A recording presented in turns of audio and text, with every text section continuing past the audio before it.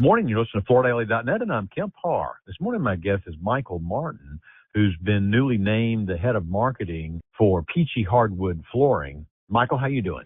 I'm great. How are you, Kemp? I'm good. It's good to catch up. You, for many years, I think 14 years, were the head of the NWFA, the National Wood Flooring Association, based in St. Louis.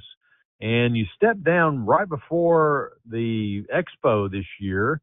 I've kind of lost touch with you for a little while. Now you resurface, and you're taking this role as head of marketing for a brand that's based in Reedsville, Pennsylvania, right?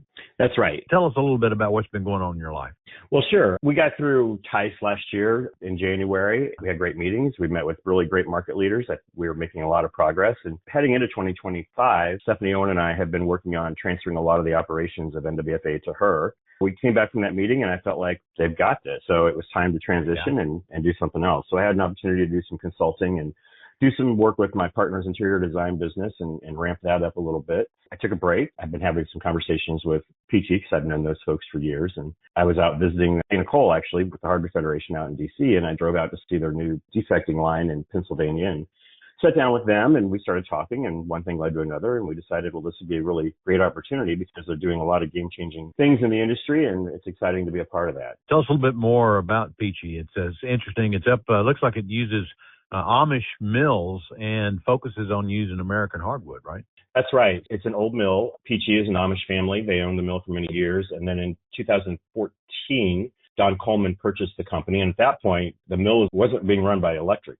So there was a lot of updating that had to be done. And, you know, the gas lights are still actually in the showroom, which adds a little bit of history. And the interesting thing about Don is that he was an Air Force pilot, and then he had a long career in banking. He has an MBA from Vanderbilt. And so when I've been watching him for a number of years as he kind of took this small Amish mill and added technology and put in real business practices. And we had identified him as a potential board director for NWFA for years, just based on the fact that he brought such a great financial perspective to the marketplace. So I've been watching him for a long time. And when I got out there and saw what he'd been doing, it was just fascinating to see the Amish and the craftsmanship captured, while at the same time, they just put in this brand new AI-driven defecting line, which increases the yield about 25% and takes a lot of the manual piece out, but you can't really get rid of the human eye. So it's just this really beautiful blend of technology and tradition. And this is all solid, right? No, we're really focused on an engineered product. Peachey can make anything, and that includes one thing I think a lot of people don't know is that they can also do stair treads and trims and moldings, and then run those through the same pre-finishing line so that you're getting the exact match on all of your wood products, including casings and molding wrappings and rafters, paneling, those types of things are also specialty products.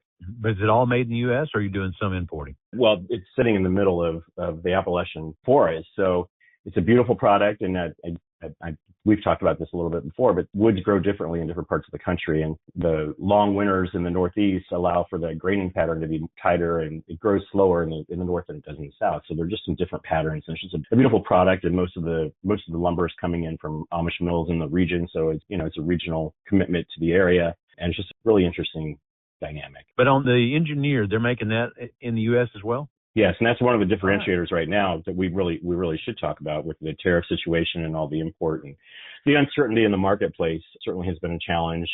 Tariffs continue to be a challenge. Sourcing was a challenge, and tracking all of that. So to have a domestic player who's making a high-end quality product from Appalachian forest is a really good thing in this market. This is very interesting because, you know, when you look at the leadership of the NWFA, you've got you headed over to Peachey, and you've got Brett Miller headed over to Old World Limited. And then Dan Natkin has moved over to another little craftsman area that's an imported product. Sounds like the leadership in the hardwood business are going boutique on us, right? Well, I hadn't really thought about that, but yes, I mean, there are definite opportunities. And, you know, it's hard to serve a whole industry, right? Especially community building is really what associations are about. And it's been a really difficult time, I think, to build community in the current political climate and with so many people divided about so many things. So I could clearly say that's part of the reason I was really ready to kind of wrap up. But the association is in strong hands. Stephanie Owen has been there for years. And again, we were transitioning operations when I left. So she's well versed and ready to step in and take the association into a different place. And I also think it's time for a new generation to step into some of those roles, and they have a better connection with the people coming up behind them than my generation does. So the whole world is shifting and the priorities are shifting. And so I think to have leadership that's closer to that area of growth is key for all the trades to really look at. All right, let's talk about the health of the hardwood business. Obviously, if you're making this move, you feel like, for a long time, it's been challenged by the lookalike products. Everybody knows that the homeowner wants the wood look. We're talking now, where you're going is to produce a craftsman type product.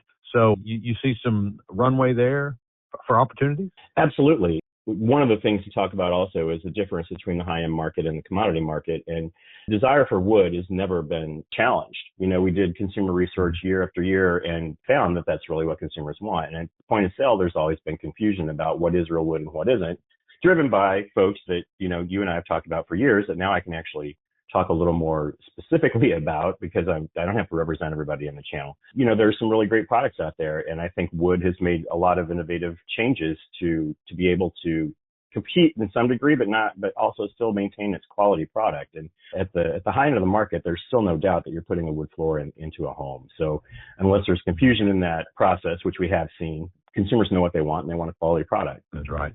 And if you look at the statistics, one we just put in this December issue, we were wrapping up, 50% of what's been spent out there retail is being spent by the top 10% of the population income-wise. So that's where the business is now. That's who's buying hardwood floors, right?